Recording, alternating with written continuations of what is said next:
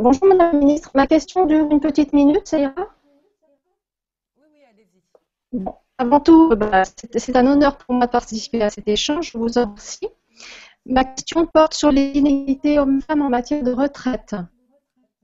Donc, les carrières morcelées, les temps partiels subis ou choisis, les régimes polypensionnés sont autant de paramètres auxquels elles sont confrontées à l'occasion de leur mise en inactivité.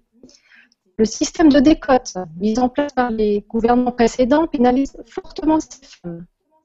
La question des inégalités au moment de la retraite est écartée car la priorisation est donnée à l'égalité professionnelle. Il devient impératif de mettre en place des mécanismes correctifs au moment du départ en retraite. Donc, l'égalité professionnelle et les mécanismes correctifs doivent être actionnés simultanément pour ne pas maintenir finalement plusieurs générations dans la précarité. Voilà. Donc, Madame la Ministre, quels sont les leviers que vous comptez proposer pour rétablir une égalité en matière de retraite? Et sachez que nous comptons énormément sur vous pour rétablir cette justice. Aujourd'hui, on l'a mise aux prémices de notre réflexion. Donc, les résultats, c'est quoi? Les résultats, c'est que d'abord, on dit il faut compenser les différences de carrière qu'ont eu les femmes et les hommes, les compenser au moment de la retraite. Pourquoi il y a eu différence de carrière entre les femmes et les hommes? Parce que les femmes se sont arrêtées. Voilà, actuellement, elles ont un peu la double peine. Elles arrêtent leur carrière pour, par exemple, élever leurs enfants.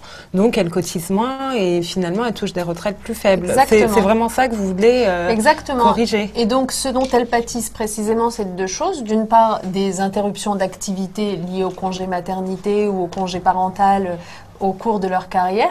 Eh bien, nous décidons dans la réforme des retraites de leur permettre de valider, par exemple, beaucoup plus de périodes de congé maternité qu'elles ne le pouvaient jusqu'à présent. Donc ça va dans le bon sens.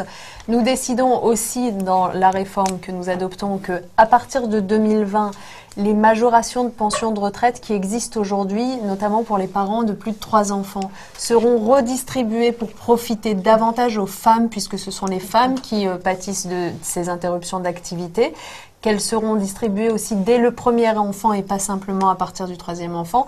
Donc ça, c'est une chose qui va permettre, là encore, de réduire un petit peu les écarts.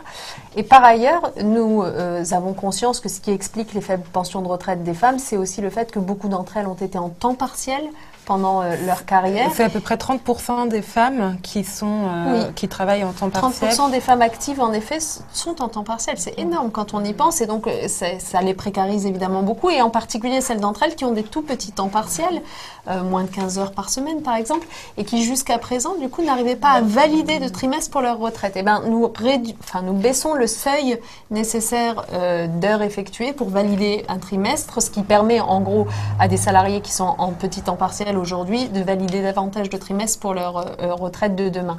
Donc, et et ça leur évite aussi de partir plus tard, car les femmes partent un peu plus tard que les hommes à la retraite, justement faute d'avoir suffisamment de trimestres pour valider. Faute d'avoir suffisamment de trimestres validés.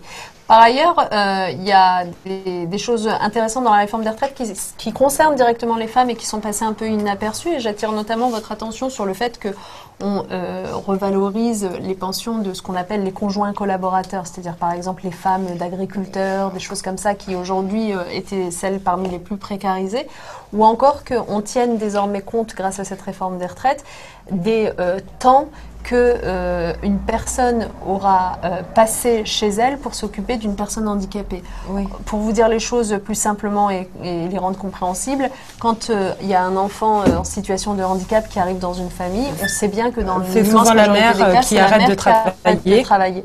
Jusqu'à présent, de ça aussi, elle pâtissait au moment de prendre sa retraite. Désormais, on lui permet de valider, c'est-à-dire de comptabiliser ses trimestres arrêtés pour s'occuper de son enfant dans le calcul de sa retraite. Ce sont des nouveautés qui vont un peu améliorer la donne.